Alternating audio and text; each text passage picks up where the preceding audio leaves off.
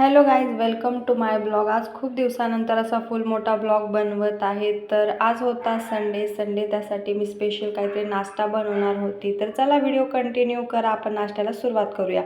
तर मी इथे बनवणार होती ढोकळा बनवण्यासाठी मी इथे 1 वाटी बेसन पीठ घेतलं होतं. त्याच वाटीने अर्धा वाटी असं पाणी घेतलं होतं. त्यानंतर एका पातेल्यामध्ये ते अर्धा वाटी पाणी टाकून घेतलं. त्यामध्ये साखर 1.5 चम्मच साखर टाकून घेतली. कलरसाठी थोडीशी हळद टाकून घेतली. तुम्ही फूड कलरही यूज करू शकता. त्यानंतर चम्मचला थोडंसं कमी सायट्रिक ॲसिड टाकून घेतलं. त्यानंतर 1.5 चम्मच असं टाकून घेतलं. चवीप्रमाणे मीठ टाकून घेतलं आणि हे सगळं व्यवस्थित टाकून झाल्यानंतर त्यामध्ये जे बेसन पीठ घेतलं होतं तेही टाकून घेतलं.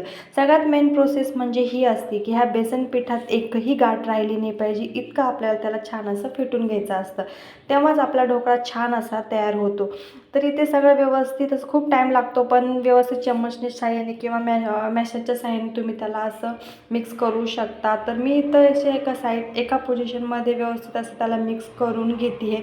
तर हे बघू शकता माझं हे सगळं मिश्रण असं छान असं मिक्स झालेलं आहे. त्यानंतर एका पातेल्यामध्ये तेल लावून घेतलं आणि त्यानंतर काय करायचं आहे आपल्याला, एका पातेल्यामध्ये होऊया, कढईमध्ये होऊया, कशामध्ये आपल्याला गरम पाणी करायला घ्यायचं आहे ते मी ठेवलेलं होतं. त्यानंतर यामध्ये थोडासा चम्मचभर आपल्याला सोडा टाकायचा. सोड्यावर चम्मचभर पाणी टाकून घ्यायचं आहे आणि यालाही जोपर्यंत छान असे बुडबुड येत नाही तोपर्यंत याला छान असं फेटून घ्यायचं आहे.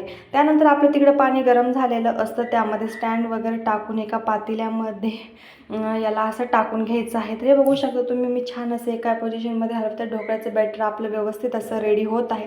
त्यानंतर मी एका पातेल्यामध्ये ते तेल लावलेलं पातेल्यामध्ये याला टाकून घेतलं आणि मी बनवत होते ढोकळा इडली पात्रामध्ये. तर इडली पात्रामध्ये गरम पाणी झालेलं होतं. त्यानंतर त्याला 15 ते 20 मिनिटासाठी ठेवून दिलं. तर आज स्वयंपाकामध्ये मी बनवत होती मुगाची भाजी. तडक्याची प्रोसेस सगळ्यांना माहिती आहे. माझा ढोकळा बघू शकता, माझा ढोकळा तडका मस्त असा जाळीदार आणि स्पंच असा बनून रेडी आहे. तर त्यानंतर जे तडक्याचं पाणी बनवलं होतं ते मी त्यावर टाकून घेतलं आणि ते पाणी मुरल्यानंतरही बघू शकता माझा ढोकळा किती छान असा दिसत होता.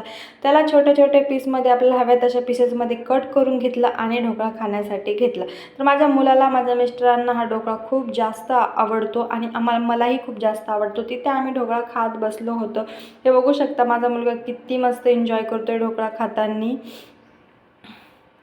मोबाईलकडे बघत बघत त्याचं चालू असतं खाणं. त्यानंतर माझे ढोकळा वगैरे खाऊन झालं. त्यानंतर मला बनवायचं होतं हेअर ऑइल. त्यासाठी मी एका कढईमध्ये थोडीशी मोहरी, मेथी दाणा आणि त्यामध्ये काळे तीळ असे टाकून, जाची पाने, जास्वंदाची फुले, त्यानंतर कढीपत्ता आणि लिंबाचा पाला, हे सगळं काही कोरपड, हे सगळं काही टाकून घेतलं आणि तेल असं छान हे करपेपर्यंत, लालसर होईपर्यंत त्याला छान असं हे करून तळून घेतलं. त्यानंतर बघू शकता माझं फायनली तेल असं बनवून रेडी होतं. हे तेल मला 1 महिन्यासाठी पुरेसं आहे.